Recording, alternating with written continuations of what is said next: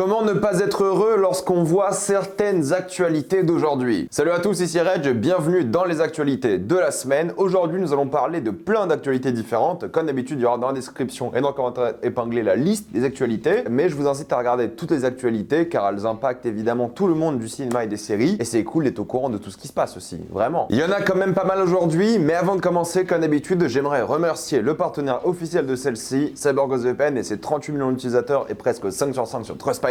Il y a plein de films et plein de séries dont je vais parler aujourd'hui qui ne seront pas disponibles sur la plateforme de streaming française avant un long moment. Vous allez vraiment devoir attendre beaucoup de temps pour certaines œuvres et ça c'est un peu dommage à cause de la chronologie des médias, mais vous pouvez la contourner avec un VPN. C'est simple, vous prenez un autre pays comme la Belgique, la Suisse ou même le Canada qui ont tous des bibliothèques de streaming bien plus intéressantes et aussi la VOSTFR. Vous allez découvrir un monde complètement différent qui contourne les problèmes de droit. Vous pouvez aussi regarder si vous êtes fan de Formule 1 sur RTBF gratuitement, oui, VPN en Belgique et c'est fait. Et si vous êtes consommateur de YouTube, YouTube Premium est devenu essentiel aujourd'hui. Moi je l'utilise avec un VPN en Inde, en Argentine, ça coûte moins de 2 € par mois. Vous serez en plus grande sécurité avec un VPN, que ce soit sur la Wi-Fi de l'université, de la bibliothèque ou de l'hôtel. Vous pouvez partager un compte avec 7 personnes différentes, c'est disponible sur tous vos appareils préférés. C'est super simple d'utilisation, vraiment tout le monde peut l'utiliser, en quelques clics c'est fait. Vous pouvez essayer par vous-même car vous êtes satisfait ou remboursé sous 45 jours et vous avez une assistance technique en français 24h/7. Utilisez le lien dans la description et dans le commentaire épinglé afin de vous abonner à CyberGhostVPN et bénéficier de 83% de réduction plus 4 mois gratuits. Foncez sur l'offre. Commençons avec un peu d'animation. Pour le coup, il y a des pourparlers qui sont en cours pour que le casting vocal de Shrek revienne pour la suite et apparemment tout le casting veut revenir et rejouer ces personnages, ce qui est vraiment génial. Et donc un film Shrek est, je pense, inévitable. Ça sera visiblement pas un reboot mais une suite. Ils sont encore en pourparlers, du coup je m'attends pas à voir le film avant genre 2025 voire 2026. Mais j'adore Shrek, j'adore cet univers et vu la nouvelle direction qu'a pris DreamWorks ces dernières années, je pense qu'ils peuvent faire de très belles choses. De même pour Tous en scène qui aura normalement un 3e opus, ça va arriver dans les années qui viennent aussi. C'est des films que j'aime bien et que je trouve sympa, je dirais pas non à une suite. Mais le film d'animation qui bat littéralement tous les records de tous les films d'animation, c'est le film Mario. En effet, plus de 377 millions de dollars au box-office international en 5 jours. Lors de son premier week-end d'exploitation, il a battu tous les records. En effet, il a dépassé La Reine des Neiges qui était précédemment le film d'animation qui avait le plus rapporté en un week-end. La Reine des Neiges 2, pardon, je précise, qui avait rapporté 350 millions. Mario est un carton pas possible dans le monde entier et en France aussi. Lors de ce week-end, il y a eu 1,3 million d'entrées qui ont été effectuées, ce qui est vraiment beaucoup. C'est cool de voir le succès du film. Ils ont trouvé vraiment une très bonne date de sortie. De sortir le lundi de Pâques, c'est vraiment du génie et les vacances scolaires arrivent dans beaucoup de pays du monde. Donc c'est vraiment super ce qu'ils ont fait. Le timing était impeccable. Il n'y a pas beaucoup de concurrence en plus en ce moment. Et une grosse licence comme ça, collaboration avec Nintendo et tout était fait pour réussir. Vous savez ce que je pense du film, hein, j'en ai fait la critique récemment, mais je suis quand même content pour le succès du film, car c'est une opportunité de retourner dans ce monde et faire les choses d'une meilleure manière, mais surtout de continuer la collaboration d'animation entre Illumination et Nintendo et peut-être proposer d'autres œuvres. Et je suis aussi content pour le cinéma, qui cartonne, parce que beaucoup de gens disent que c'est la mort du cinéma, c'est fini, mais la vérité est que non, voilà, on bat toujours des records, les gens vont toujours au cinéma et pour ça je suis content. Au début je pensais qu'on allait rester avec l'animation, mais en fait pas du tout. Un film Minecraft est prévu, il sortira en avril 2025, le 4 avril aux États-Unis. Et je me suis dit, cool, un film d'animation Minecraft, ça peut être sympa, pourquoi pas? Pas du tout. Pas du tout, c'est un film live action avec Jason Momoa, un film live action Minecraft. Je ne sais pas comment est-ce que ça peut fonctionner, ça sera un film survival, j'imagine, avec la mythologie de Minecraft, genre des araignées géantes, des zombies, des Endermen, qu'est-ce qui va se passer? Je suis très curieux de savoir ce que ça va donner, je n'y crois pas une seule seconde. En film d'animation, ok, pourquoi pas? Alors là, en film comme ça, live action, ça va être le bordel, c'est pas possible. J'ai très hâte de voir ça juste pour voir à quel point ça va être un carnage industriel. J'espère qu'il va être bien, hein, vraiment. Mais je n'y crois pas une seule seconde, je suis désolé. La bonne nouvelle pour les fans de Community, c'est qu'il y avait un doute sur la présence de Donald Glover au casting du film qui va commencer son tournage bientôt et aura une sortie, j'imagine, l'année prochaine. En effet, le film Community se fera, ça on le sait, c'est officiel. Et Donald Glover est officiellement de retour aussi. Voilà, je suis content parce que c'est une partie intégrante de la série et j'ai très hâte de voir ce que va donner ce film. En tant que fan de Community, je pense que ça peut être très bien. Une série est en préparation sur Pirate Bay, une série suédoise pour le coup. Et pourquoi est-ce que je mets la fiche de playlist, la série sur Spotify? Car dans la série sur Spotify, il parle énormément donc de Pirate Bay et surtout que c'est aussi une série suédoise que je vous conseille qui est très bien. Je suis curieux de voir ce que ça va donner. J'avais vraiment adoré de playlist, donc on reste optimiste. Et surtout que ça peut être super intéressant. Le tournage du film Bob Dylan avec Timothée Chalamet dans le rôle principal où il chantera lui-même les chansons commencera en août. Oui, je le vois bien le truc. Timothée Chalamet, Bob Dylan, il y a un air. J'espère qu'il sera un peu peu différent de tous les biopics musicaux qu'on nous sert à l'appel ces dernières années, mais je n'y crois pas trop malheureusement. Jensen Ackles apparaîtra en tant que Soldier Boy dans la série spin-off Gen V. Je m'attendais pas à le revoir aussitôt, honnêtement, mais bon, tant mieux, c'est un personnage que j'ai beaucoup aimé, et c'est cool qu'il revienne et qu'il ait un rôle comme ça récurrent dans une grosse série. J'ai hâte de voir quand la série va sortir, Gen V pour le coup, elle est censée sortir bientôt, mais toujours pas de date pour l'instant. Et 37% des Américains qui ont commencé Les Anneaux de Pouvoir l'ont terminé, et 45% dans le reste du monde. Je pense que ça prouve que la série n'a malheureusement pas vraiment trouvé son public. Contrairement à une série comme The Last of Us qui a gagné en audience semaine après semaine, là c'était clairement l'inverse. Quelques bandes annonces, je vais aller très rapidement parce qu'elles sont sorties il y a un peu plus d'une semaine. C'est Spider-Verse, ça a l'air incroyable, ça a l'air trop bien visuellement, l'histoire, ça a l'air tellement prenant et drôle et fun et émouvant. Ça va être le film d'animation de l'année, c'est évident. Barbie, je ne sais pas de quoi parle le film, mais j'aime bien l'esthétique, ça me fait poser plein de questions et je suis curieux de savoir ce que ça va donner. Je pense que ça peut être intéressant et que ça peut parler de plein de choses assez profondes, étonnamment. Donc pour l'instant, oui, ça donne envie et le marketing du film est très réussi aussi. Indiana Jones 5, écoutez, la bande-annonce me fait un peu peur parce qu'il y a plein de plans qui sont vraiment pas beaux du tout. On dirait que les effets spéciaux sont pas du tout terminés et pourtant entre les deux premières bandes-annonces, il y a les mêmes scènes et les effets spéciaux n'ont pas l'air d'avoir été améliorés. Donc j'ai du mal à voir comment ce film peut être exceptionnel. J'espère qu'il sera bien, mais ça donne pas spécialement envie et ça a pas l'air incroyable honnêtement. Star Wars Vision sortira en mai et j'avais beaucoup aimé la première saison. Je suis très content de ce genre de concept et la deuxième saison a l'air très cool aussi. Des petits courts-métrages Star Wars, ça donne envie. J'ai vu la bande-annonce aussi de Medellin de Franck Gastambide.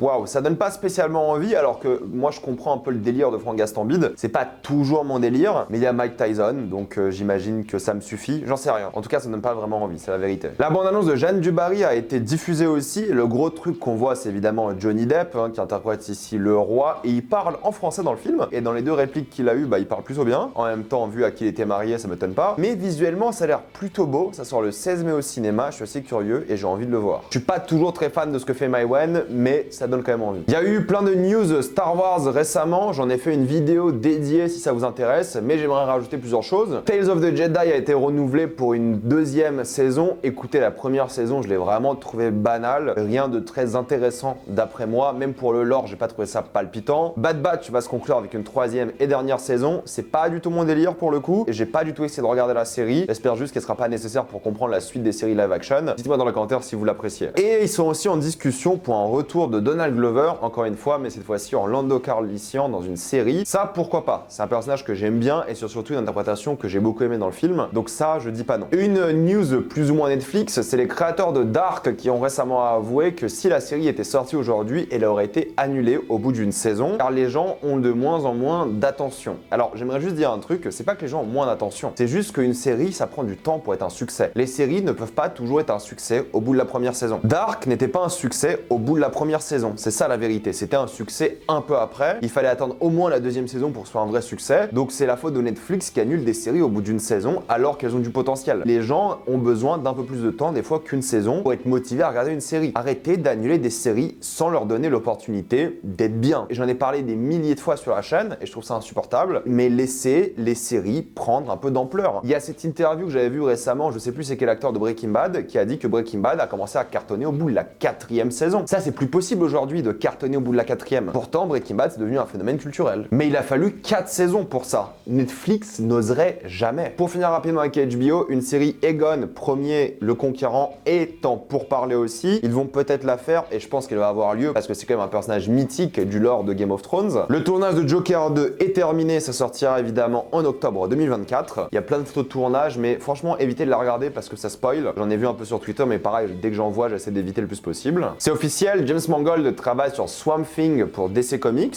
pourquoi pas, ça peut être vraiment intéressant. Euphoria commence son tournage en juin et pour une sortie donc dans un an minimum, et il y aura visiblement une ellipse de plus de 5 ans. Je trouve que l'ellipse est vraiment intéressante et j'ai envie de voir ce que sont devenus les personnages après l'université, ou alors pendant l'université. La vie d'adulte, ça peut être vraiment intéressant comme ellipse. Et il y a eu récemment une polémique sur Pedro Pascal et Bella Ramsey concernant leur salaire dans The Last of Us. Il y a des gens qui n'ont pas compris que Pedro Pascal, qui a 25 ans d'expérience en tant qu'acteur, gagne 600 000 $ par épisode, et Bella Ramsey, mec qui a là son premier gros rôle gagne que 70 000. Déjà, deux choses, j'ai envie de vous dire, ça s'appelle l'expérience. Et ensuite, Bella Ramsey, 70 000 pour un premier rôle, c'est beaucoup. Un premier gros rôle en personnage principal. Et Pedro Pascal, pour un gros rôle dans une série HBO, 600 000, ce n'est pas beaucoup. Juste pour clarifier ça, c'est une polémique à la con, comme d'habitude, sur ce genre de polémique. Il y en a qui ont gueulé au sexisme. Non, c'est juste l'expérience. Dans votre entreprise, normalement, la personne qui a 20 ans d'expérience gagne beaucoup plus que vous. C'est tout à fait normal. Je vais m'arrêter là. Mettez-moi dans les commentaires ce que vous pensez de toutes ces actualités. Comme d'habitude, pensez à vous abonner à la chaîne pour plus de vidéos. Mettez un j'aime, ça aide beaucoup la chaîne. Suivez-moi sur tous mes réseaux et avant de quitter cette vidéo, pensez à utiliser le lien dans la description en commentaire épinglé afin de vous abonner à toutes les plateformes de streaming que vous voulez en toute accessibilité et sécurité. Tout ça pour 2,03 € par mois plus 4 mois gratuits. Foncez sur l'offre et moi je vous dis à la prochaine fois.